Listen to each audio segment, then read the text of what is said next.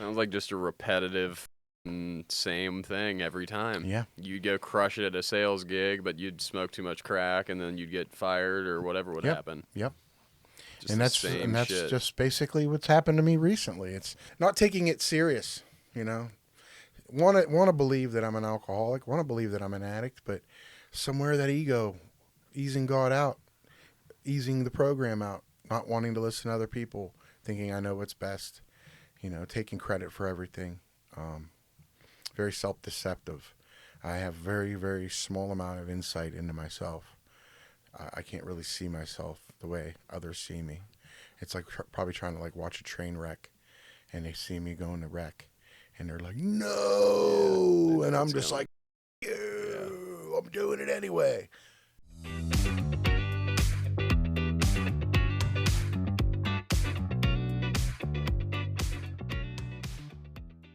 All right. Another episode. We have Tony DeCecco. Can you say that properly? Yeah, it's DECCO, DeCecco. Yeah, but say it in your Italian. Tony DeCecco. How you doing? How you doing? Tony DeCecco. Thank you for coming out, man. It's my pleasure. Appreciate it. Excited to learn more about your story. We have some mutual friends, and Yes. I have never heard your story, so I am excited personally. Well, I appreciate that. And I think our viewers will be excited after they hear it.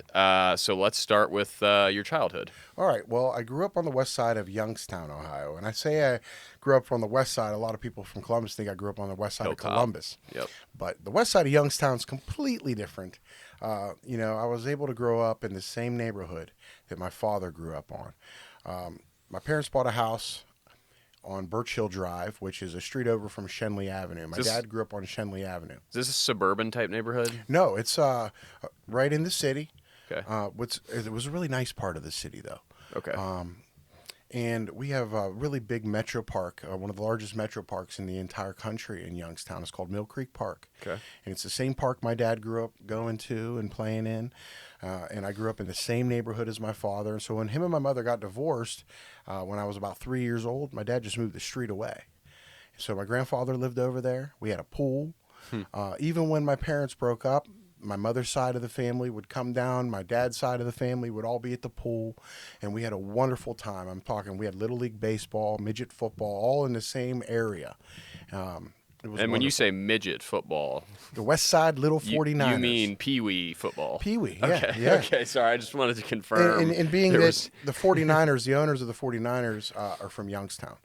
Oh, really? They're Italian, yeah, the DeBartolo family. Okay. And, Eddie DeBartolo, they're all from Youngstown. They started the first shopping mall. It's called the Southern Park Mall Okay. in Boardman, Ohio. Interesting. And an aerial view of that mall, it was actually engineered and constructed by the father, Edward DeBartolo Sr., who built it so there was a rotunda, and it had a long hallway there for the stores, and then it had like what it looked like a butt of a gun, and from the aerial view it looked like a Tommy gun. He designed it look like a Tommy gun. Okay. This is the city I come from, and it was a message to Pittsburgh and to the Cleveland factions to stay the heck out of Youngstown. Interesting. Yeah. Okay. That's cool. Yeah, it's a very cool story.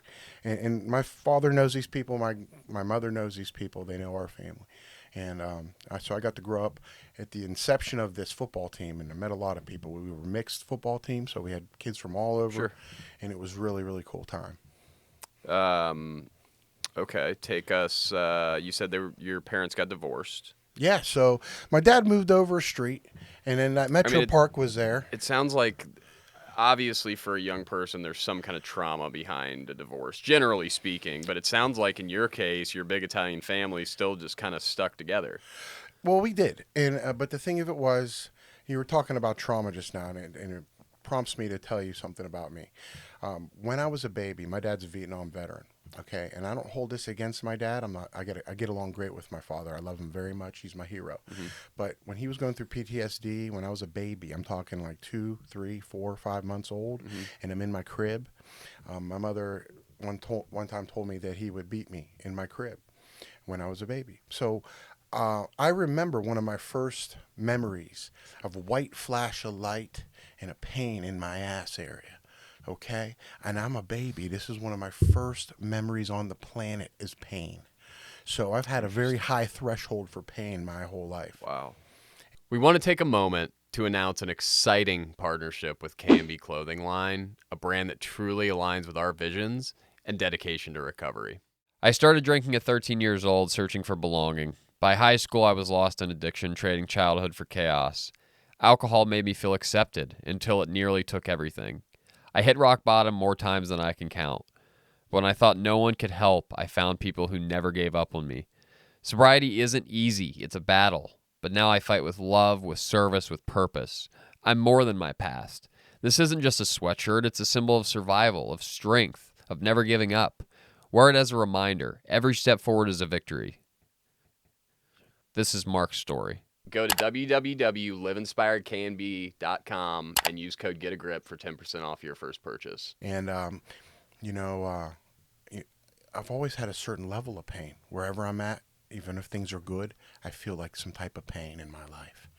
And, Sounds like alcoholism to me. Yeah, and I come from a long line of alcoholics. You know, my mother grew up in Austintown, Ohio, which is that's a suburb of the west side of Youngstown. Okay. And we had something called the Golden Pheasant. It was my grandma and my grandpa's bar. My grandpa, Sam Jordan, and his wife, Stella. I had my two uncles, Sammy and Ralphie, and then my Aunt Teresa.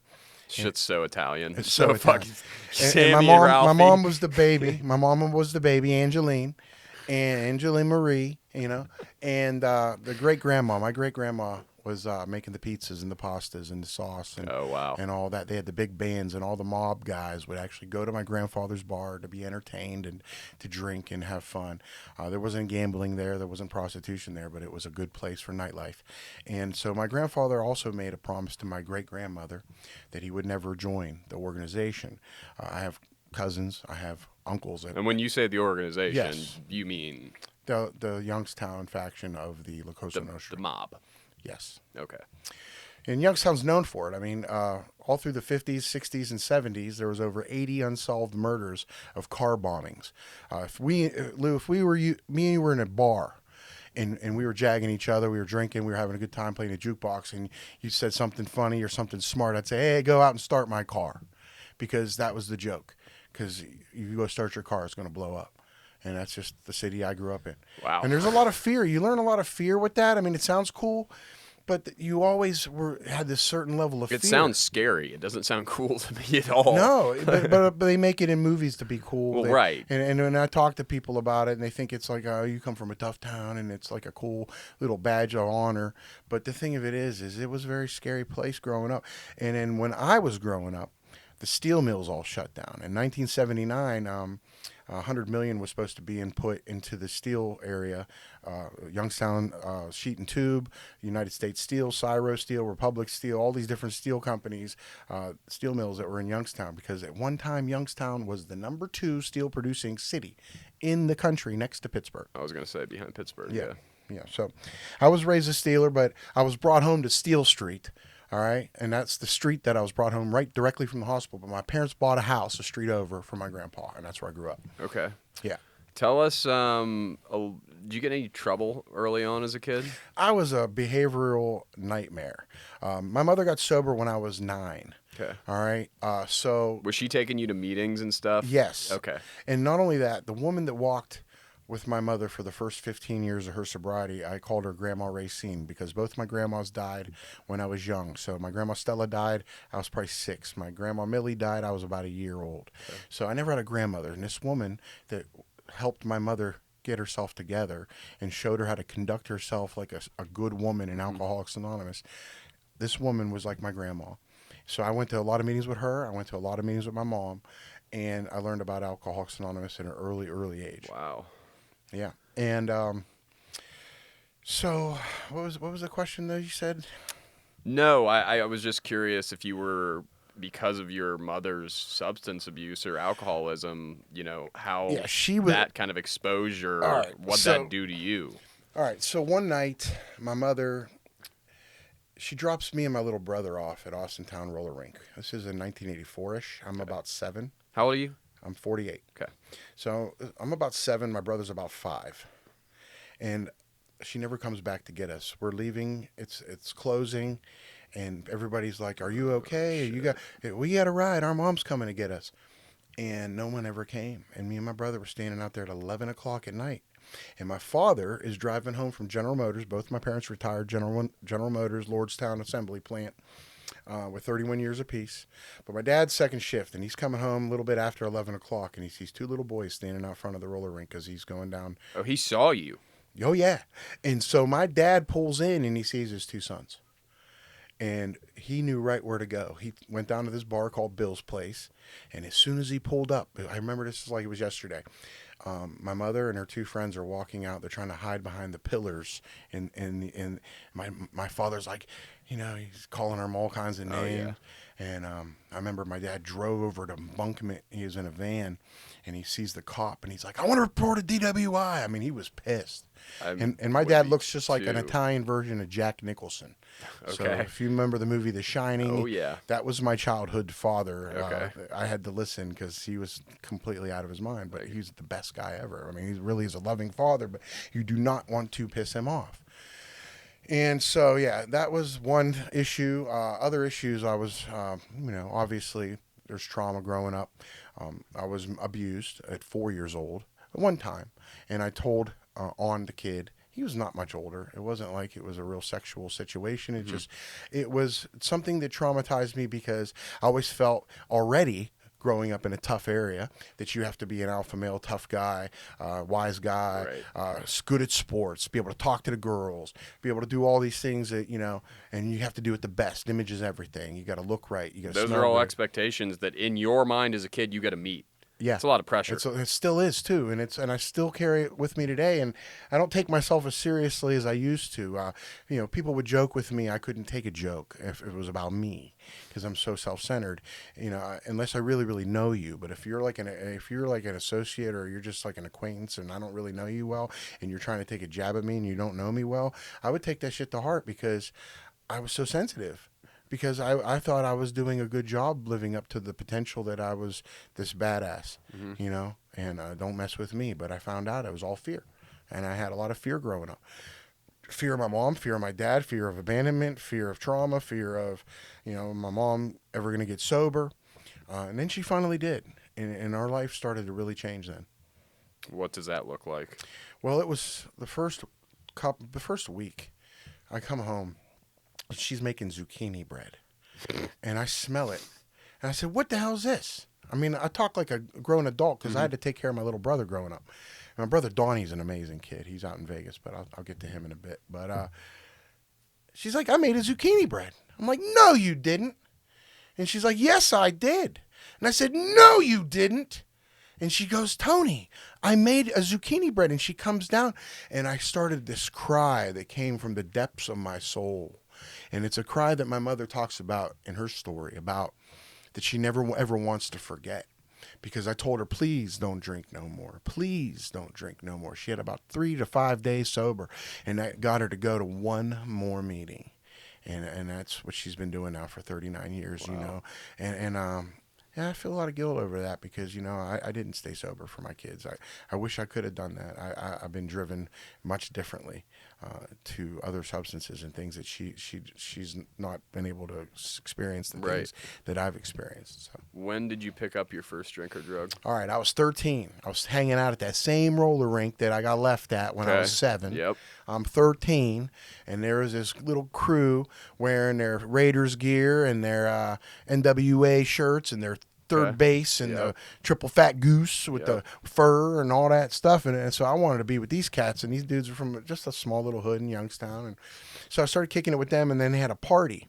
Now, I didn't never drink before. I mean, I did not have one drop. I go to this party. They ask me what I want.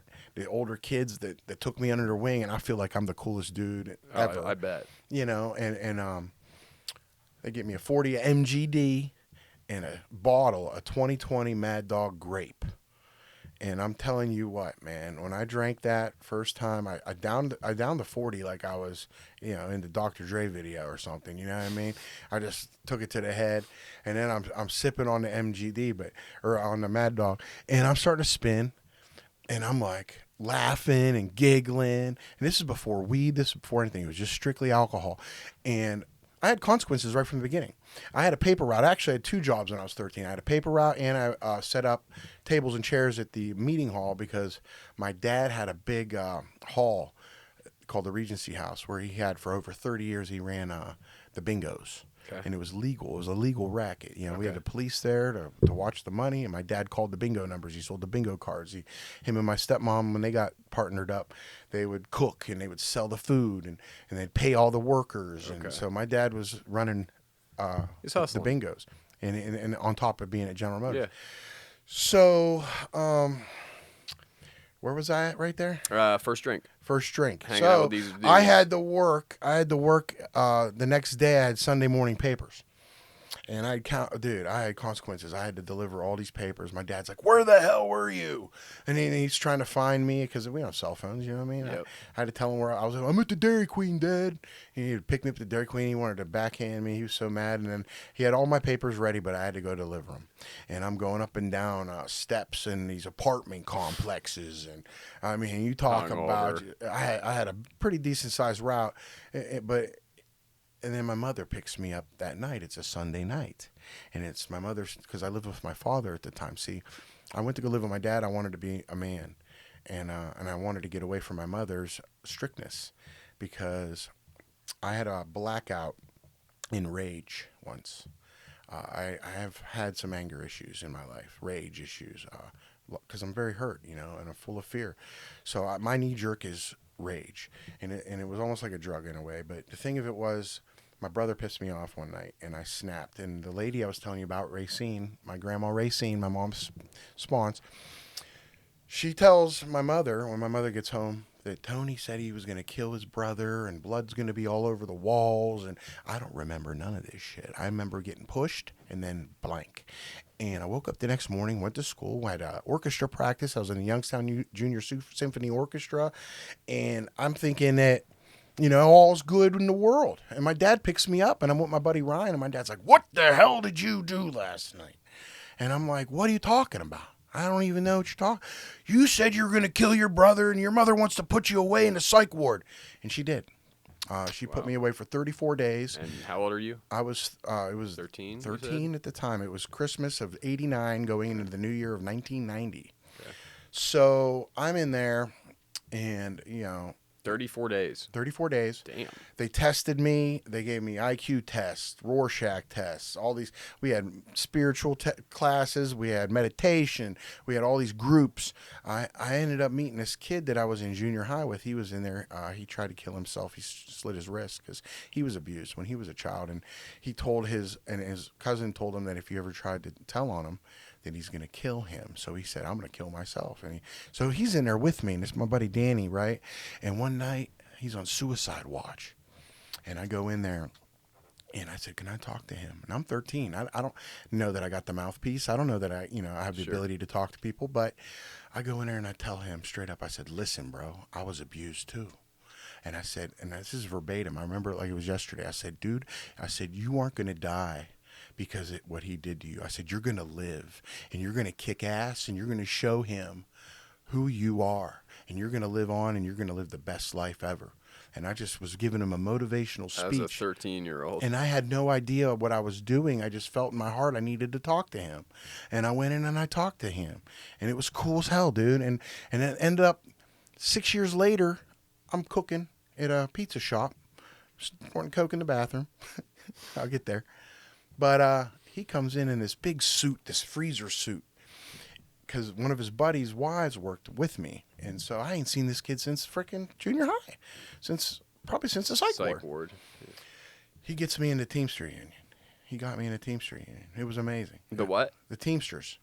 Okay. So a lot of people had the steel company, and then you had the General Motors there in Youngstown. But I got a job. It was a Giant Eagle frozen food warehouse. So every bit of frozen food that goes into a Giant Eagle store across Western Pennsylvania and Ohio, You're putting them on trucks. I was building the pallets. I was in the union.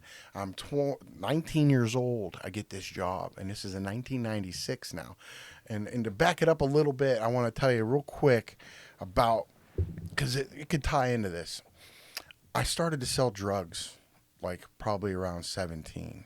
Were you using at that point, like pretty semi-regularly? Because I No. know you said you had your first drink at 13. I played football in high school. I had a high school sweetheart. Good, all good grades, all good I in did high not school? get good grades. I'm a rebel. I do what the hell I want. Okay. So I did enough to pass so I Yep. could play football. But my dad got me tutors. He helped me with my yo tengo 3 años de la clase de español preparatoria escuela, mi amigo. You know what I mean? So I had to learn how to do Spanish. And so and that is What'd you just say? I said I have 3 years of Spanish in high school. Okay. Yeah, my friend. Okay. And so I didn't really use a whole lot until probably my senior year, because I played football. What are you picking up? I was junior picking and up senior weed. year? I was picking up some weed. I was drinking, and then I found cocaine. Now, growing up in the 80s, you had your Miami Vice, you had your Tony Montana, Scarface, you had all of the MTV videos, Yep. and, all the just gangster rap was coming out. You had Yep. Too Short, NWA, Dope Man, and, all the different things about crack and about cocaine. And so Influence. I was very influenced by that lifestyle. And a lot of my friends were selling drugs. They were selling weed. They were selling coke. And one of my best friends in high school, his uncle had a pet store called Exotic Pets Plus. And the plus was you could buy your cocaine there. Wow. And so what I would do, because they sold red-tailed boa constrictors and birds and fish, all the nice aquariums and all the different things that you could put the lizards in and the food and the bird seed. Well, I can go in there. I'd be like, hey, man, I got to use the toilet. And I'd go dig down into the bird seed and pull up a big bag, and it had teeners and 8 balls and grams. And they were in the cargo packs, the little white cargo packs, So I would just grab a couple, and I'd be like, all right, guys, well, take care. I'll see you later when I come back for my shift or whatever. And I go home and just get skied out of my brain, dude. So are you paying for this shit? No. Oh, you're hell. just stealing this shit. I'm a fucking piece of shit. Okay. To tell you the truth. Okay. And I just do what I want. I thought maybe you were getting fronted or like you No. were paying. You were just stealing it. I just took it. Okay. I just took it. Okay, great. Because I did sell for the guy, and I did make him some money. But the thing of it is I became my own best customer. And that's usually what happens. That's what happens, yeah. Monkeys can't sell bananas, baby. You know what I'm saying? And, so I would do stupid shit like that. But then I got into the Teamster Union. And then when I got into the Teamster Union, I kind of tried to fly right for a while. I passed the P test. I was just going through a lot of unmanageability, brother. And at 19 years old, I ended up getting this job, worked there for about a year. I ended up buying a really nice Camaro. But I was always trying to get Looking for more. Well, I was always with girls. I was like a total psychopathic lover boy. Okay. A toxic fucking guy. And because of the relationship that I had with my mother, the way that I seen my mother was, it really impacted me, how she was with men. And so I just went for women that were like that are promiscuous, that are, Sure. just the wildest chicks ever. And that never stopped. That never really stopped up until about 9 months ago, really. But nevertheless, I would go to this teen nightclub, and every Friday, Saturday, and Sunday, I had to teach myself how to dance. I'd watch like Downtown Julie Brown on MTV and learn all the hip hop moves. And if you go to an NA or an AA dance in the 3 states, you'll see that I could probably dance better than just about anybody that's there, because I just love to get my groove on, man. So Sure. I found the attention that I would get when I went to like my 7th grade and 8th grade and 9th grade and 10th grade, parties and dances. So I was going to this teen nightclub, and I mean, back then we didn't have cell phones, so I'd make the girls whatever girl I was making out with that night, I'd say, bring me your school picture next week. And I'd be like, I don't care if you got to take it off your mom's fridge. I want your picture. So then I'd show my dad. I'd be like, I collect them like baseball cards. I'd be like, look at this one, Dad. Look at this one. And this is Jill. And this is Brittany. And this is this. And this and that. And my dad's like, you're fucking crazy. He's like, your dick's going to fall off. He's like, you better make sure you're wearing rubbers. And I did. Because I have 2 kids, but I had them, I could say, right. Yeah. I had my kids the right way. Sure. But, yeah, dude, crazy, just crazy shit show. My selfishness and self-centeredness just manifests in ways that I look back now and I see. Yeah, it's much clearer, the picture. Yeah. You got to step out the picture, the frame to see the picture sometimes. And I've had some really good friends that have called me on my shit now for many years. They've been trying so hard. 3 different cities. Youngstown, burned it to the ground. Pittsburgh, I lived there for a while. I'll get into that in a minute, but burned that place down, and now I'm in Columbus, and Hopefully not in the middle of continuously burning this place down. 'Cause it's been crazy. What happened after you graduated high school? Assuming you did graduate. I did graduate. Went to Youngstown State University for a while. Okay. I wanted to be in criminal justice only so I can be Really? I wanted to be a dirty cop. Oh, because it seemed like, yeah, okay. Listen, my moral compass. No, that checks out completely. I wanted to be either a state highway patrolman or something that is somebody that I could just have the freaking authority to do what I want, because that's. I remember my parents yelling at me when I was a kid, and they'd be like, "Tony, quit lying. You're digging a hole. You're just digging it deeper." And I'd say to my parents, "One day you guys are gonna bow down to me." I mean, that's how crazy I was. Yeah, and that's still a can be. bold statement to say to your fucking parents. Oh, dude, and I knew, but that's just how angry. Yeah. Like enraged on a daily basis, in pain on a daily basis all my life. Like I told you about going into that psych ward, and just to kind of like circle back to that real quick, I felt very, very sad when doctor came to me and my mother and my father in the hallway. He didn't sit us down in a room. And he says, "Your son's off the charts. We've never seen anything like your son." They put me on Prozac. They put me on Ritalin. So that's what started. I think the Ritalin was like the kiddie cocaine. And eventually I started to sniff that shit. And then when my brother, they put it on my brother. And then I used to take his Ritalin and sniff his Ritalin used to be a very difficult drug to snort, if I remember correctly, because it was like there were two sections of the pill once you got the coating off. Am I right? Like part of it was like a black and part of it was like a white. And you had to like... I mean, again, though, I'm mid-2000s. Yeah, this is the 90s, so they probably made it really, really hard in the 2000s. Yeah, it was. But I had white pills. It looked like cocaine. It tasted it. And you could just crush them up. Oh, dude. I was crazy as a bedbug. Really? And I'd go to when I was in a Teamster job, I'd go to my mom's house. She lived right down the street from the warehouse, and my brother was in high school at the time, and I'd take his Ritalins. And my mother would say, did you take your brother's Ritalins? "Oh, no, Mom. Oh, no." Of course not. God. I'd lie and lie and lie till the very end. So I ended up going to my first rehab at 19. Okay. All right. I got in some trouble. I started out with a 1/4 ounce of coke that day and about an ounce of weed, and I was just selling dimes and 20s and selling like half grams and whatever I can sell out of the powder, plus doing it all too. Right. And at the end of the night, I get pulled over for no light above my license plate. Yeah, they love that one. And they took my car, and I had it in a little film, those little film canisters back in the day. They're black with a gray top. Oh, yeah. Yeah, so I had shit. I had a little dime of weed, and I had like a half a gram of coke in there, and they found it. And so I got a year probation. I got $1,000 fine, but I had to go to rehab. And I remember being dirty, and I told them everybody that I was clean. And I just didn't want no one F with me. I just want to do whatever I want to do. I want to act with impunity.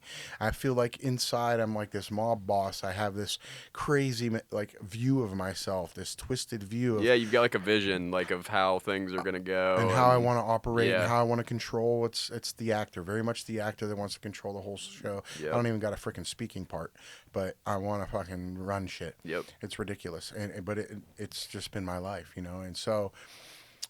They're like, "Tony, it says you're dirty. You got cocaine and weed." "No, I'm sober. I ain't doing nothing." And then they test me again. It's the second one.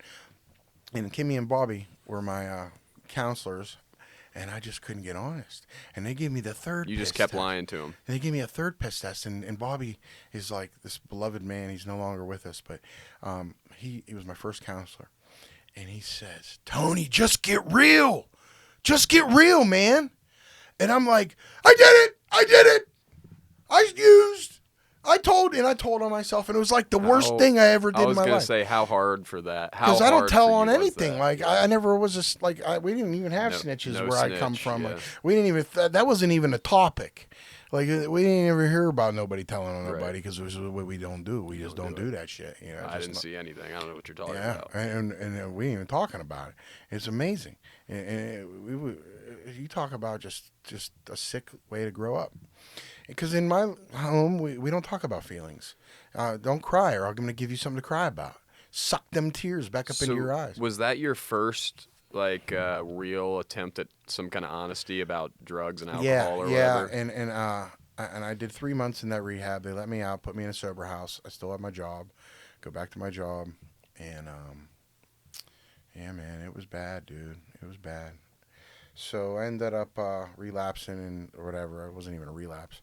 It was just I never really had sobriety. You just kept going. I just yeah. broke abstinence. I broke my Right, abstinence. right. And so I went on the best I could for a couple more years. And then during that time, I found crack cocaine, which changed my life What year? forever. 1998. Okay. So I've been a crack addict off and on, or all my life, basically. I don't want to say off and on. I've been a crackhead since fucking 1998. The 90s, yeah. And it's robbed me of so much, and I've let it rob me of so much. And it's the fear of facing the truth, the fear of just what would life be like without it. Tell me about a wild crack night, a wild crack story that maybe you were in it and you were like, what the fuck am I doing All right, here? well, 1999, I had a job in Niles, Ohio at Kahunaville. I was a line cook, and I had a paycheck coming the next day, and I'm in the Westlake Terrace Projects, which is in downtown Youngstown. Okay. And I walk up to a guy, his name's Stank G. And he was a blood. He had a red bandana around his ankle, one around his thigh, one around his arm, one around his head. He had a Mac 11 in his waist. And I just I walked up to this. He's a complete stranger, but I knew he was the plug. And I walked right up to him and I said, "Yo," I said, "who wants to front me $120 worth? I get my paycheck tomorrow for 180. It's foolproof, bro. I'll stick with you. I'll work your door. You know what I mean? And in the morning, get me a ride up to my job. And I'll go to National City Bank, and I'll cash that check." And I said, "It's foolproof, bro." And he looked at me, and he goes, "Okay, foolproof." He started calling me foolproof, and that was like my little. I love that. It was my little nickname. I love it. And I was the only white boy that they even would let into projects. I was in every little crack trap. How'd that make you feel? You know, I just wanted to get high, so I didn't feel bad. I didn't even feel. But I mean, to be like let into a different like culture, to be like Dude, maybe like, it didn't surprise me because of where I came fit in from. now, I belong. Like, ooh. I just was happy to be getting over. You just wanted to fucking get some drugs. I was just happy to be getting over. Okay. Getting over in my life was everything. Fair Getting enough. away with every lie, with lying to myself and believing my own lies, just any type of dishonesty. If I can get over, I was so happy to So just did get you over. did you do it? Yeah. Did he drive you into the bank? Oh, yeah. Cash the check. Oh yeah, and all I was stayed good? there. It was right when Snoop Dogg went to No Limit Records, and it was just came out, that album that Snoop had on No Limit Records, and we listened to it all night. And he's bagging up on the plate, and he's throwing me little pieces through the night, and all that shit. And I'm just listening to Snoop Dogg and working the door. Someone knocks. I go down the steps, grab the door, let him in, and I made good. And I was only 19 years, 20 years old, something like that. So that's one. I've gotten shot at. One time, me and my buddy Damon, who was a beast. This guy was like a gorilla. He was like my own personal gorilla, and he was one of my best friends. And I was telling you about the pet store. His uncle owned a pet store. Yeah. And me and him were thick as thieves. We were best friends. So it wasn't like I was just ripping these people off like they were strangers. They was my people, and they didn't give a fuck. We had so much.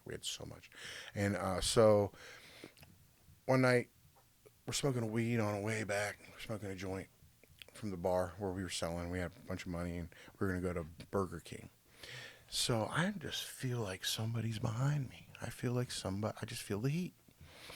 And I don't know how, I just got this spidey sense tingling, man, that somebody's following us. And Damon's like, "No one's following us, dude. You're high. You're stoned." "No, bro. This car's been behind us a while. He's just been behind us.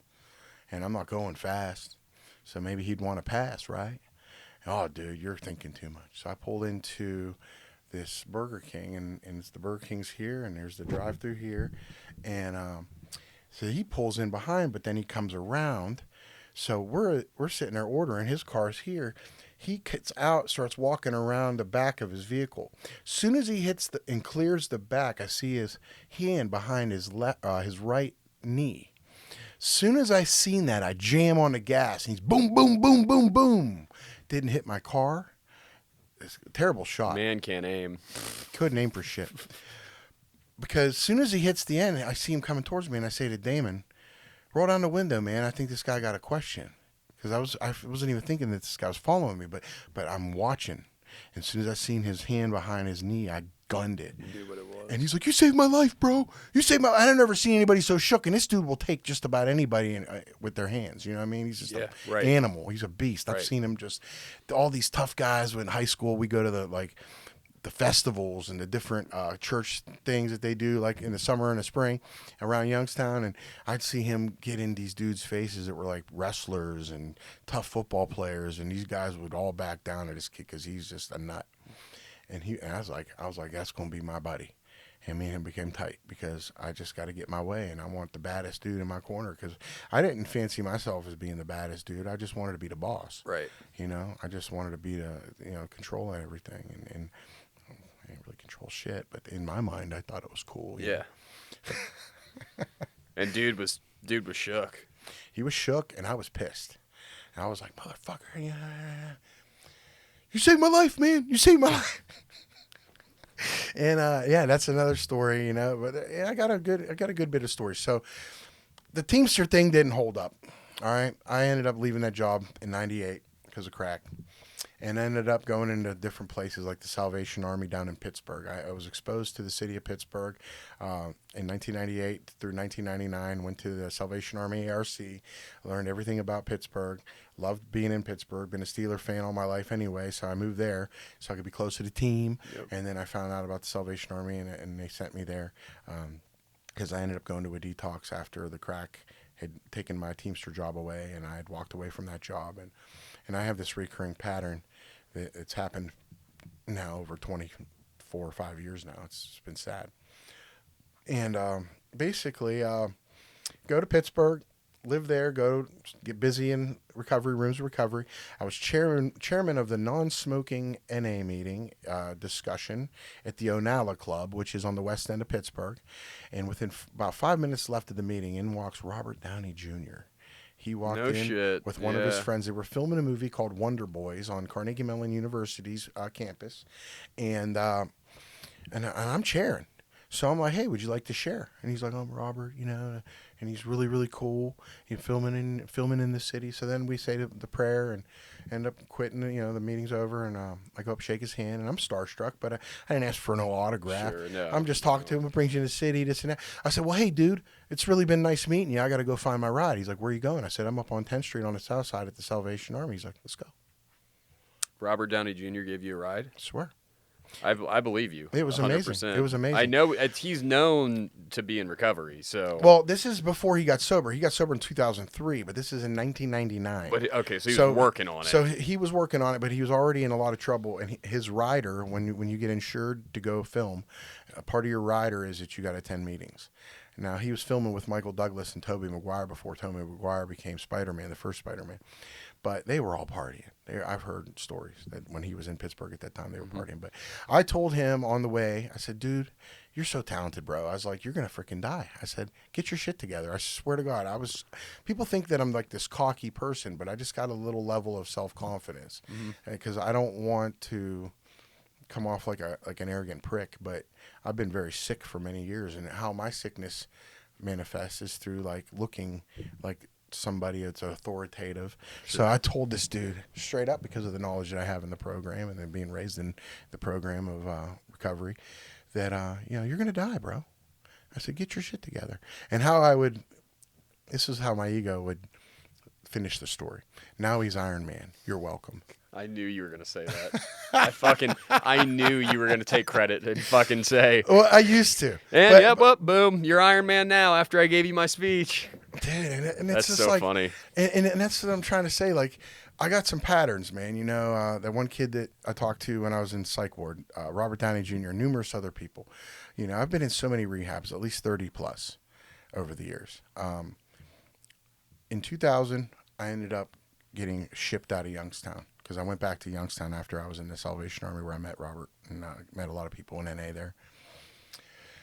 And I didn't last long down there in Youngstown. My parents put me on a plane for Mesa, Arizona on January 3rd of 2000.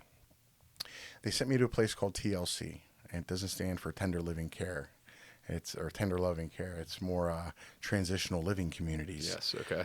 And it's guys getting out of prison. It's MS-13s. It's Bloods. It's Crips. It's hardcore drug. Is this one of the ones where it's like an accountability community where people telling each other and shit? No.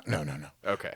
It was a community where these dudes were just eating in a soup kitchen. We got to go to meetings. Just like a halfway house. Yeah, it's a halfway house. Type deal. You got to get a job. Okay. So I got a job working at a Browns backers bar.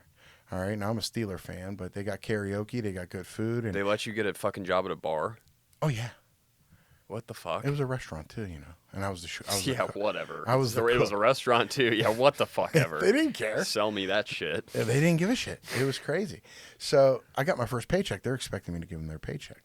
But I found out about this place down the street called the Freedom House. And the Freedom House had a big screen TV. And in the year 2000, a big screen TV with Carson Daly and TRL and Korn and Limp Bizkit and Britney Spears and all that cool stuff. When MTV was real. Right. Carson Daly was a kid and I was a kid.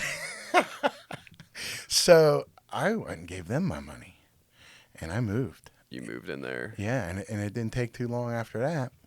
I ended up quitting that job cooking. I got a job in a phone bank raising money for partial birth abortions. It was this thing where you call and you tell people about partial, or the government's, the president's trying to stop, and we're trying to do a bill, and we're raising money for third trimester abortions and things like that. So I raised a lot of money because I got real passionate about it. And when I get passionate about something, I take it all the way. Yeah. Yep. I'm like that. I'm just like that. Yeah. So I met this guy, and he was part of the Dene, which is the Navajo Indian tribe. And he had an apartment, and he was a straight-up alcoholic. And he'd drink a 30-pack a night, if not more.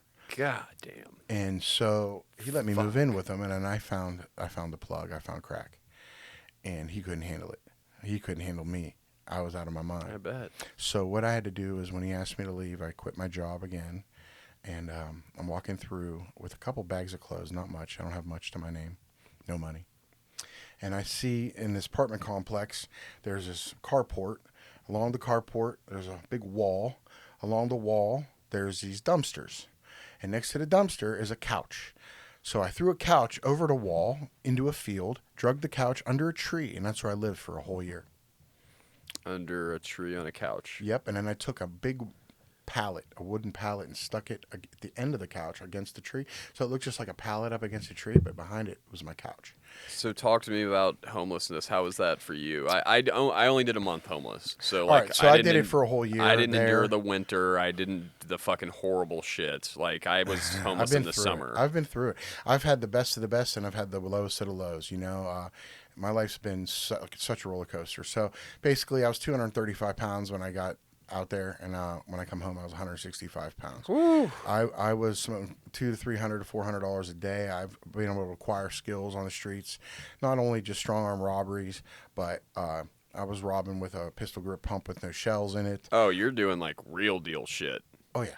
Okay. Yeah, this is because anywhere I went, nobody really effed with me, but I didn't really have to worry about it because I carried myself as a man of honor and also someone that's not going to take anybody's shit. Like I didn't back down to people, but I also didn't say sideways shit out of my mouth that's going to make someone want to sucker punch me. Yeah.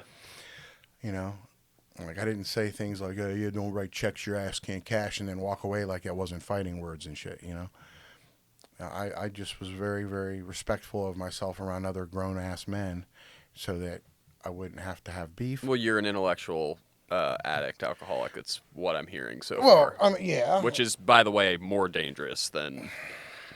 Well, I was on all facets, all levels. But the thing of it is I just really wanted to just fly under the radar so I can get my way.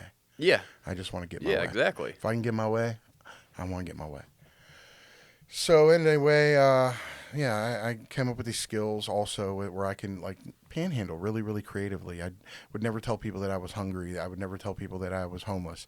I got a white button down every week at the Paz de Cristo, which was the Peace of Christ rescue mission. It was a soup kitchen. I'd get a razor. I'd go into a Wendy's. I'd use a Safeguard soap. I'd shave my face. I'm 22 years old.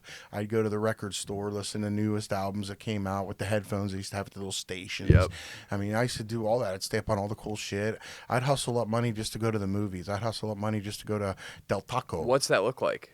Well, I just Because you're describing yourself like you're dressed in a button-up. I did. Why in the hell would anyone give you money or think you were homeless? Because I would tell stupid things like, I got to be humble, sir, and ask you for some help. I'm an idiot and left my wallet at home. Oh, so you would present yourself as a professional. I was a complete grifter. I was a complete con man. Okay. And this is because I wanted to be safe. I didn't want to be like the derelict. I didn't want to be the vagrant that the cops call standing out front of the Circle K, which I ended up becoming that. It wasn't very much long ago. I was just on the corner of West Broad and Ogden at the Mobile, handling it over there. It was crazy. But yeah, dude. So I'm in Arizona. It's crazy. I end up coming back to Youngstown. Mom puts her arms around me. She's crying. She can't believe I'm that skinny. And then ended up going to Pittsburgh again to the Salvation Army. Now, a really cool God story. In the year 2000, my mother didn't know where I was. I didn't call home for 10 months. They were getting ready to send a search party out for me. When I ended up calling, I found out my cousin Christopher had died in a car accident, and they were just eating their heart out over me because they didn't know where I was. I never got to go to his funeral. I missed a couple really key funerals in my family's life because of my addiction.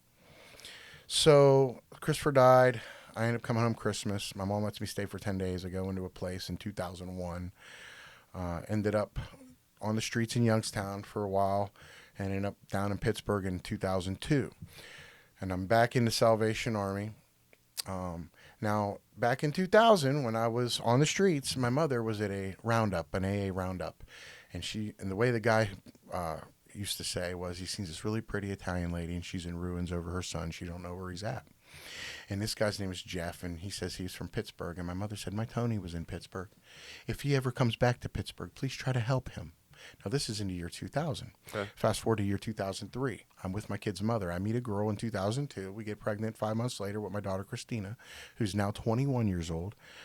We had AJ 5 years later. He's 16 now. Okay. And I'll get to them in a minute. But Jeff was at a meeting, and he was speaking, and I got his number. And my mother comes down to visit me. I've relapsed one more time. I had a little bit of abstinence, a little bit of recovery. And I'm in this place called the Rebus House, which is a sober spelled backwards, okay? And he's going to meet my mom. So my mom and me are sitting up at the front. He gets there a little late. At the end of the prayer of the meeting, I tap my mom on the shoulder. Ma, I want you to meet my sponsor. And it's the guy. It's the guy that if you ever meet my son in 2000... Wow.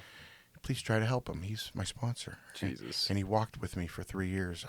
I had some of the best sobriety I've ever had with him. That's full circle. And he died. He died of AIDS from intravenous drug use. He left 3 kids. He left his wife. Damn. And we were all tight. We used to watch Super Bowls when the Steelers were in the Super Bowl and all that. And he got me through a lot. He taught me a lot about being a man. He taught me a lot about keeping my word. He taught me a lot about expectations, unrealistic expectations on others. And for a long time I remembered that stuff until, again, I forget that stuff when I'm not doing what I need to be doing. So, long story short, my daughter's born. I'm in love with my kid's mother. I meet this 21-year-old little Italian girl, and I'm 25. And her dad's a very, very well-known man of respect in Pittsburgh, unbeknownst to me, but I found out. Plus, he was an elected official, and he owned an insurance company, and he's been both my kids' pap all these years, and he's still alive, and he's doing great, and I love him. I love him a lot. You think that someone like me would go into this family and have these kids out of wedlock with an Italian family like theirs is, but they respected me. They loved me. I didn't know how to love myself, but they showed me what love is, and I just burned it to the ground over and over with them up until about 2020. So during this time, I met my kid's mother. She got me into sales. I became a mortgage broker. So year 2000, I'm living in a couch in a field for a year. And then December of 2002, I start into the mortgage origination field, becoming a loan officer, working with Countrywide, Wells Fargo, subprime lenders, helping people refinance. And you're still in and out of addiction, crack, yes, all that? Yes. God, you are truly a chameleon. Yeah. And I could rap, I could sing blues, I could sing heavy metal, I play 5 instruments, I could act, I could rap. Any room you go into, you can fit right in. And I had to, because I always feel like less than. I always feel like I'll never measure up. So I got to take over the place. Right. And it's just like a crazed part of my brain that I'm now just starting at 48 years old, really learning. I'm trying different medications now. I'm trying, listen to my sponsor. I call him every day. Do the things that I need to be doing now, because look at what alcoholism and drug addiction has done to my life. I mean, hundreds of thousands of dollars, many opportunities stolen by myself. Like I stole from myself and robbed myself, and fear had robbed me. Those crimes you said you started to commit, did you get hemmed up at any point? Did you get caught? Are you one of the lucky ones? I'm going to tell you, and this was just something that fed my ego for many, many years. I did get in some trouble, but every time I got into trouble, like when I became a mortgage broker, the first mortgage company I worked for, I stole a kid's car. I needed to smoke some crack. And I took some money from him. He told me, I was told him I was going to get some weed. I took his truck for a week. And then when I got the last little bit of money ripped off in the projects up in Pittsburgh, I went and took a stolen vehicle to the downtown Pittsburgh to the CVS, and I strong-armed the CVS. And it was the first incarnation of facial recognition technology. I did it in December of 2002. They didn't get me till April of 2003. I was on KDK's Most Wanted. We got him. $1,000 got paid to my boss, who actually dined me out. I didn't know that he dined me out at the time, but he dined me out. Reward money. Yep. And then he scooped up $16,000 of my commissions of the loans that I was going to be closing. And my daughter was on her way, and she wasn't born yet. And the owner of the company gave me a $900 check and said, "See you later." And that was it. And it's so funny. The kid that dined me out in 2004, he hired me for his own company. And him and his partner, I made them a ton of money. We had a great time. I was sober. We went to all kinds of concerts. I was raising my daughter. Mm-hmm. I remember one time I closed a $780,000 loan that I got like 5 points on. So it was like, yeah, it's great. Yeah. And so you're looking at about almost 20 grand for me. It was 50% commission. One deal. Yeah. And they gave me an advance check for $3,500, and I went home to my family and gave it to my ex with pride. And I didn't have to use crack. And that was a wonderful thing. Fast forward to 2005, I'm in another company, and I started to use, and I made 30 grand in 1 month, and it went totally nuts. And I burned my life to the ground one more time again. And so through the 2000s, I worked different places in sales, worked auto sales. Sounds like just a repetitive fucking same thing every time. Yeah. You'd go crush it at a sales gig, but you'd smoke too much crack, and then you'd get fired or whatever would happen. Yep. Just and that's just basically what's happened to me recently. It's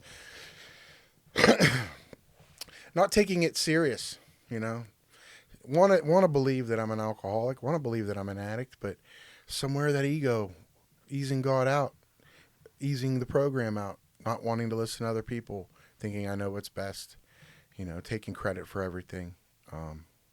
Very self-deceptive. I have very, very small amount of insight into myself. I can't really see myself the way others see me. It's like probably trying to watch a train wreck, and they see me going to wreck, and they're like, "No," and I'm just like, "Fuck you! I'm doing it anyway," and I survive every time. But see, I've gotten to a place in my recovery now, or even in. Did you ever see jail or prison? No. Jesus. Yeah. That thing that happened with the strong arm robbery. Her dad got me a good lawyer. We spent about $700.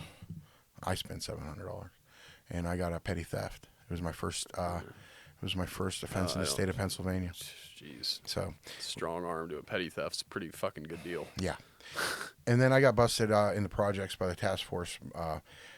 It was a cocaine. This guy. A sting. It was a sting. So what happened was I represented myself pro se a couple different times because I'm just so full of shit. I can just bullshit it so much shit. And so I remember when I told my grandfather before he died, my dad's dad, I said, "Hey, Grandpa, I'm going to be in sales. I got a job in the mortgage business." And he starts laughing. "You're always full of a lot of bullshit."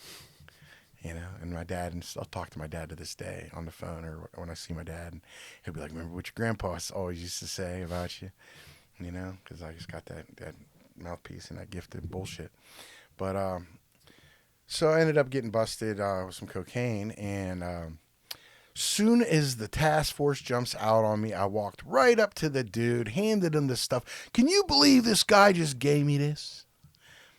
Oh, you just went straight for it. Yeah. You were just like, "Can you believe this? He just handed this to me." Well, and he did, because I actually was looking. I was looking to cop.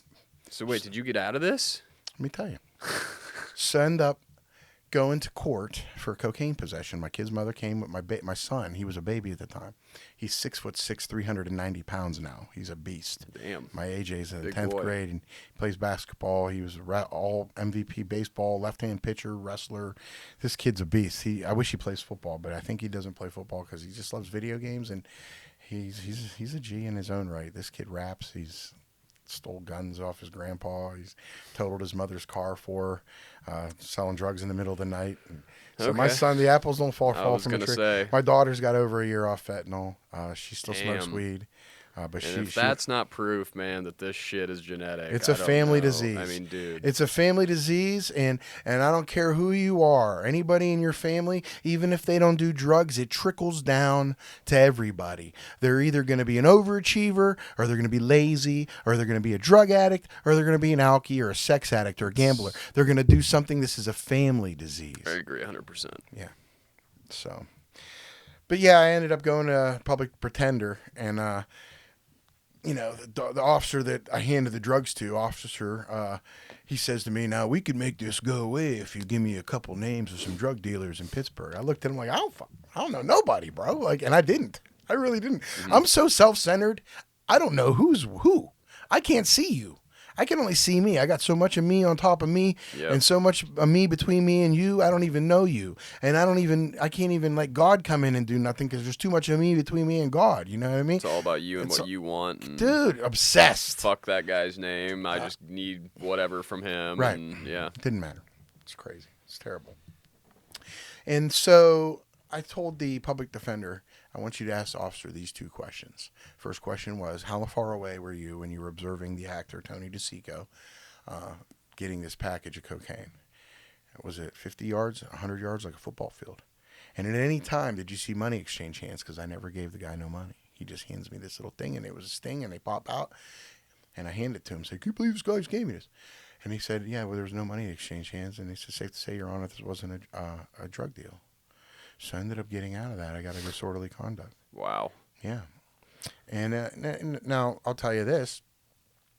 I ended up stealing a truck from a Toyota dealership that I was working at.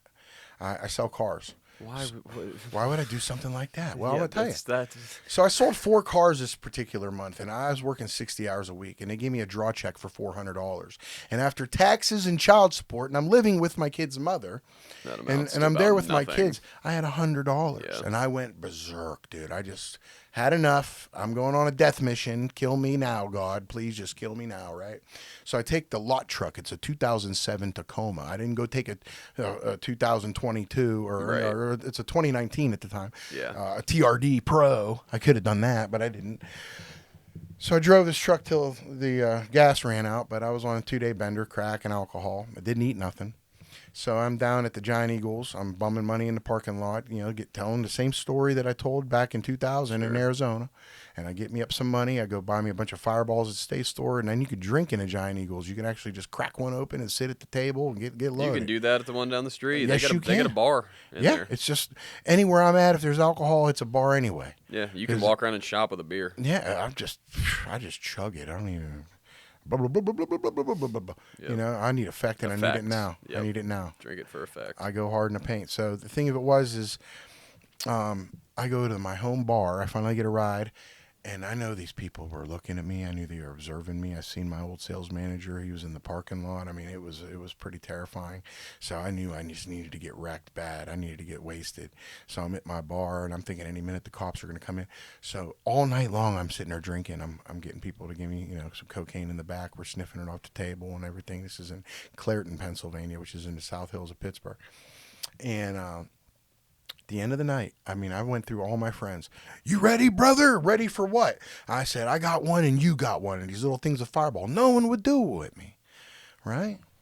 So I said, "Y'all are a bunch of effing pussies." Right? And I went bloop, bloop, and then a blackout. Turn off the lights, brother. It was over.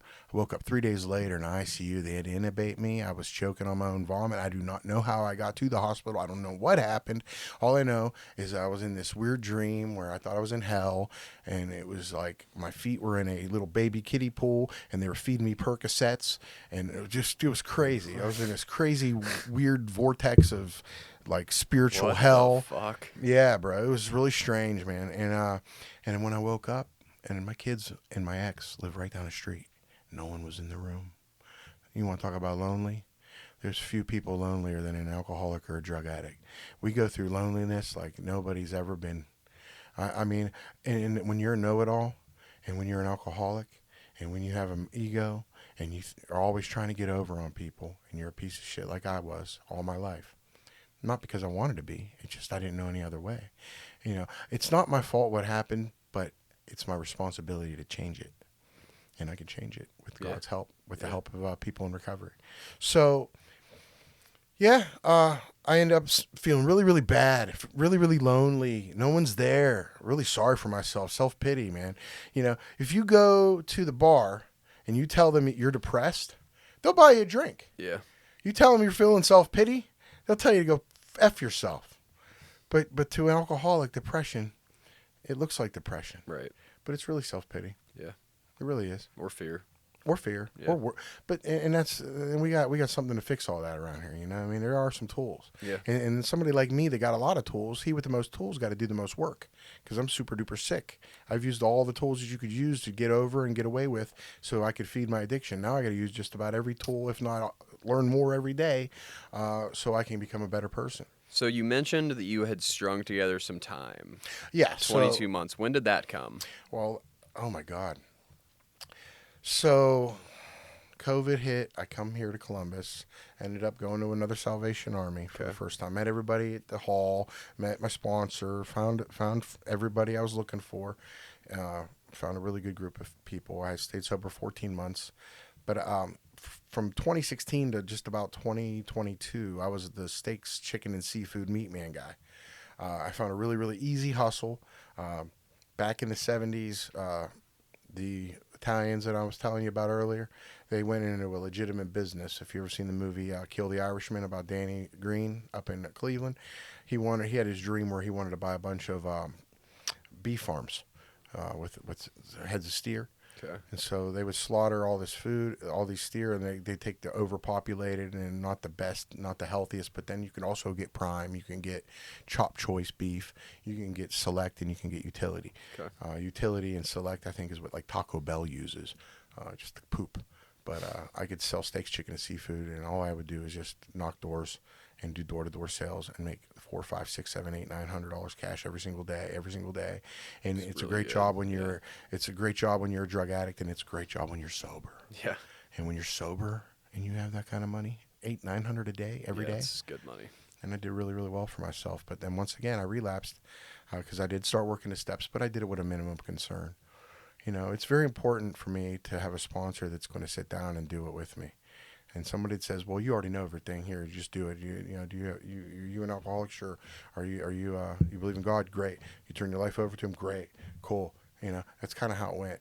And then this last time around, You're talking about right now? no, I'm talking about before. Previously, okay. So this time around is way different, because there's things about myself that I didn't know. I thought I knew, and there you go. Name one. Well, that I'm just a lonely person. So I didn't date anybody 2020 when I broke up with my kid's mom, 21, 22, 23. All those years I stayed single, I stayed celibate, I went to the gym, I worked on myself, I made good money, but I wasn't buying prostitutes, Right. I wasn't taking girls on dates, I didn't even have a wholesome sweetheart. I was just trying my best to just do Work me. on you. So when I got sober in July 19th of 2022 was my sobriety date. I come back to Columbus. I went back into the Salvation Army on the south side. I ended up working steps, and I thought I did a thorough job, but I didn't. The guy that was my sponsor at the time became my boss, and I couldn't tell him my whole fifth step. I just couldn't. It wasn't that I didn't trust him. I just didn't trust myself. I didn't trust the process, and I couldn't tell him everything dark and illuminate the crannies of my soul. Right, because God forbid somebody know all the dirt and all the shit that you think is shameful and guilty and so on and so forth. Plus, even it was though my ego telling me don't do that. generally those people already went through the same shit. But I couldn't do it. Yeah, I get it. Because it took us. It's got to take that level of pain. And I told you I was always in some pain, so it was just more pain. Yeah. Until I hit a new level of pain, and I found out that I was in an abusive relationship with myself all these years, and that I am guilty of aiding and abetting a fugitive, which is my addiction. Once I get it arrested, and here I am letting it out again. Okay, so I ended up getting a good job with this guy that I've known all my life, and I love him and respect him completely, and something had occurred during this time. I became very useful to God. I became very, very good and successful in auto sales here in Columbus. And I sold like 200 and some cars over the course of like 16 months and had all these 5-star Google reviews. And everybody's cheering me on and they know I'm sober. And then early 2024, I started meeting these really sick women. The first one was on a Dr. Phil episode. She hits me up on Facebook. I see her liking all my stuff. I see, and it was so crazy. So I didn't know who she was. Dr. Phil episode. Red flag. I can't stop cheating on my husband. This girl had 4 kids. No, bro. Yeah, but I didn't know until. But here's the deal. She lasted 6 days. Okay. So right. you got to realize. Okay. So at this time, I mean, I'm attracting sick because I'm so sick. Right. I did never do a thorough, deep dive into me. Yeah. Next girl, sick. She lasts 6 days. Hits me in the face with a freaking Tyrannosaurus Rex after we had sex. She's up above me. And there's this big plastic heavy Tyrannosaurus Rex. And I feel like she threw it down on my face. It split my face up. I thought I was going to have to get stitches. I was out of my mind. She didn't even go to the hospital with me, bro. And this is like after I took her to Texas Road for her birthday. And then she proceeds to tell me that her friend put me on Columbus. Are we dating the same person? Columbus. I'm like, what the hell? And I wanted to explode. I wanted to tear that whole place apart because how dare you put me on something like that? Because I'm Tony DeCecco, man. You don't put me on any tea on Tony DeCecco, any red flags, motherfucker. I ain't been with nobody. I've been being a good boy. I've been really trying to change my life for a really long time. This has been like a long time. You've heard the story. So, yeah, dude. So she lasted 6 days, and I messed with this other chick. But then I met this other one, and I didn't know about her either. And she had a lot to kick it with Tony, man. She had to stand up at a meeting with her sponsor and talk about she had a year sober. She didn't have a year sober, And then she love bombed. She did all the narcissist things. Yeah. And I got played, and I never really been that played before by somebody, but I've done it to somebody else. Many women. Taking hostages, couple in your day. Well, I took this particular woman a hostage. She needed a place to live, and I needed her for what I wanted her to do for me. And she was going through divorce. And I had talked to people that have a lot of time in recovery about her, and I heard only good things. And one guy said stay away from her, but like my boss was like, yeah, you guys would make a good couple. And, I just, after the love bombing was over, and then she started to devalue me and tell me things like, well, you're not the only guy I'm talking to, and things like that, I started to feel really, really low. I started to feel really, really bad. And I also felt like there was a sinister plot behind it. Like, why would she come into my life for? What did she want with me? Maybe somebody had sent her into my life. More behind it, yeah. And it felt really, really eerie because I'm being on the streets as long as I have. Sure.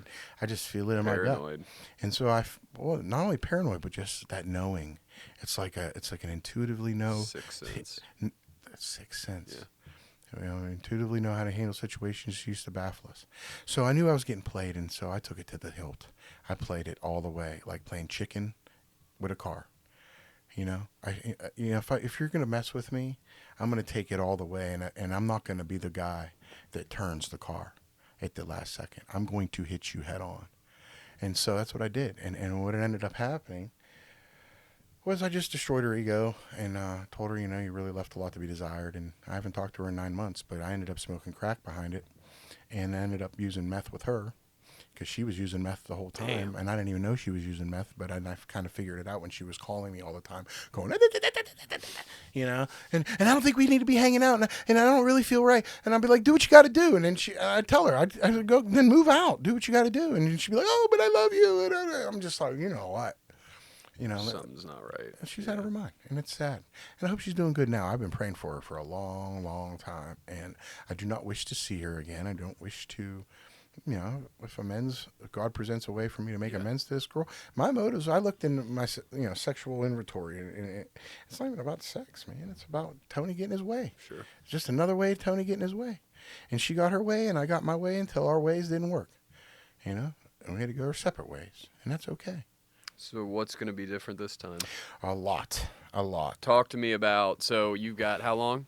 All right, so I got sober on October 1st of 2024. Okay. Now, on October 1st of 2007, I got sober. On October 1st of 2008, my son AJ was born. He was born on my year. And now it's October 1st, 2024. It's my son's 16th birthday. I am a good man of earning capacity. I should have had a car there ready for my son. Right. And I got to call him from someone else's phone because I'm on the streets. I'm on South Powell Avenue on the west side at Recovery Cafe with my buddy Zach. And Zach's letting me call my son. And I have to call my son on his 16th birthday. And I had enough. Now, if you would have told me the day before I was going to stop using, or if you would have told me that morning I was going to stop using, I would have told you you're crazy because all I want to do is get high and all I want to do is die. Because what I just left, I left my job. I gave my car back to General Motors Financial. I let this woman move into a men's recovery house for 3 months with her dog, and we played house, and it didn't work out. And I got to meet her kids. I got attached to the dog. I got attached to the kids. Now I want to kill myself, you know. And it was a shame, and I should have had no business even being in that situation. But that's what I wanted to do because I wanted to have a lot of sex, and that's what I did because that's what I'm addicted to too. So, long story short, I ended up going to the Hilltop Fire Department after a really, really long walk. I walked from the corner of Sullivan and Hague all the way to Georgesville at 2:30 in the morning. It's really far. Yeah. And then I walked all the way across Georgesville to West Broad. I went and stopped at Hollywood Casino and played Tito, which is ticket in, ticket out. Do you know about that? I'm banned from Hollywood Casino. Well, so if you walk around every single machine and you see there's 37 cents here, 50 oh, you cents grab there. the little vouchers and add them up? Yep. Yeah. It's ticket in, ticket out. I gotcha. And then I'd hustle people. I'd go meet somebody. I'd talk to somebody and do the same Tony DeCecco shit. Yep. And then I ended up just having a really bad time in there. And then I, left there, walked all the way down West Broad to the Hilltop Fire Department, rang the bell. And, cops came. I didn't have any warrants. Took me to Harding Hospital. I went to Harding Hospital. I weighed 200 pounds. I was in a men's medium shirt. I was sucked up from the floor up, bro. It was terrible. And I could feel my innards. I could feel my spleen and my lungs and my liver, and just everything just sucked. My whole life just sucked. I didn't eat for forever. And when I was on the west side using, on the corner of West Ogden and Ogden and West Broad, I just went hard in the paint. I was up on crack the whole time. There's dudes on ice be like, you use ice? And I'm like, nah, dude, I'm on crack. You've been up for 6 days on crack? I'm like, yeah, bro.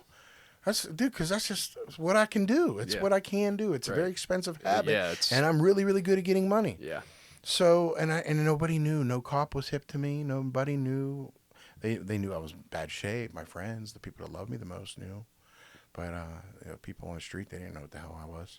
And it was easy. Yeah, that West Side was just another place for me to be me. Sure. It didn't get in my way at all.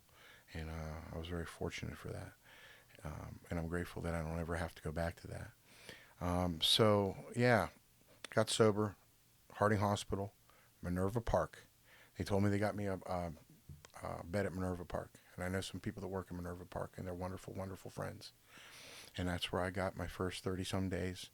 And then I got into Robin Recovery this time, and I've been over 4 months. I've been at Robin Recovery. I actually just met with the executive director the other day. Yep, it's funny you bring that up. Very good friends with him as well, and everybody, each staff member there, they know me. They know me well. They have one of your past episodes that you had with David Frazier, I believe. They're friends with him. He's a great kid. We're actually going to hit a meeting together because when you just aired his thing, and we were already friends on Facebook, and now I hit him up, and I told him I was going to be on. I was like, let's get it together, man. So I hit a meeting, so we're gonna get together on Saturday. That's cool. Yeah. So yeah, dude. I just yeah. You asked what's gonna be different, so I just started brainwashing myself. I started calling my guy every day, my sponsor. I started to work the steps. I started to do out of the big book in the way that AA is meant to be done. Holding nothing back this time. Right, hiding nothing, yeah. No hiding. No secrets, no fucking secrets. bullshit, yeah. None of that. Suggestions, you got to be taking suggestions, the whole fucking nine. There was one suggestion that I still haven't taken, and I think it's only because why I'm not back to my job. You know, my former boss, former sponsor, told me he wanted me to stay off social media. And I've done my best to not I see people make 9 posts a day. If I make 1 a day, when I used to be the guy... It's hard. I used to be the guy that made 9 a day. And I was the guy that, you know, would put like really racy things and edgy filthy shit, things. trying to get a reaction. That was the attention seeking I used to do. Exactly. Now I try to be genuine and authentic with whether it's a spiritual post, whether it's just something if I'm at the gym. But it's generally not to get people's attention, like the wrong attention, but to show people, listen, dude, I've been through hell. I'm alive. And I haven't lost my drive, not even a little bit. If not, I'm even more driven. And I'm not driven by the 100 forms of fear that used to drive me. I'm driven by a wonderful confidence that I get from who's up there looking over me and all the people. I got legions of people behind me that want to see me win and they haven't given up on me. And that's why I haven't given up on myself. You know, my mother told me years ago that I should be in a diaper. I should be wet brain, that all the drugs that I'm talking tons and tons of drugs and got away with it. I didn't have stints in prison. I didn't have times where I was, you know, abstinent. Much of my life has been in my home using to my heart's delight. A lot of my life has been working and using drugs, thinking I was a successful drug addict, when in actuality I was killing myself. Many years I missed my kids' games, and I was in rehab again. And when they're little kids, and you say Daddy's sick, and then they finally, after 10 years have passed, they know that Daddy's no longer sick. They know that Daddy's a severe crackhead and a drug addict and an alcoholic, and you can't hide it no more. And everybody's seen you do it over and over and over. And I know I'm not a miracle. See, that's the whole thing. I would sit here, and it would be very egotistical for me to say, "Oh, I'm a miracle. I'm a miracle." I hate the word unique. My story is unique in a sense because of the fact that I was incarcerated and then worked in a correctional facility. Yeah, that's great. But I still try to stay away from that fucking word unique. Yeah. Because I'm not. I'm just like you. Right. And I'm just like the guy who crushed the 30-pack every night. Yes. And it's all the same. Well, and it's really what's really got me to understand that. I was listening to this lead one time, and he talks about like we're on a cancer ward, and you might have brain cancer, I might have lung cancer, somebody might have prostate cancer, somebody might have bone cancer. We all have cancer. We're all in a cancer ward, and we don't look at each other with smug superiority because maybe your symptoms are different than my symptoms. You know, a lot of people will look at me and they'll just feel, I knew he was going to relapse, or yeah, I knew, you know, and they want to, you know. Aggrandize themselves, thinking they're better because they feel so bad about themselves. Send us out with a message to maybe a viewer that had some time and lost it and is fighting to get it back, or a message to your younger self. Okay. Well, message to my younger self was, I'm really, really sorry for what I did to you, bro. You know, you had every opportunity to be something in life, and you wasted a lot of time, but you don't have to waste any more. And I hope you forgive me, because I forgive me today. And message to the person that's struggling, that has had time. What has been most beneficial for me was to realize that no matter how much I know recovery literature or how much I think I know about program, I had to set myself aside. I had to start taking some suggestions. Start from the beginning. You don't know anything. It's time to really, really touch humility, to touch... that it's not about knowing anything. Your experience, no matter how far down the scale you've gone, your experience will benefit somebody, but you got to make sure you live. You got to make sure you don't die. And that's my message to somebody that's coming back? Dude, you have been an amazing guest. You speak so well. You tell great stories. I'm so excited for the episode. Thank you so much for coming on Dude, today, it's been an honor. I appreciate it. I had no idea what this was going to be like, but it's been truly an honor, and I'm glad that I made it alive to do it. Thank you, bro. My Thank man. you. Thank you.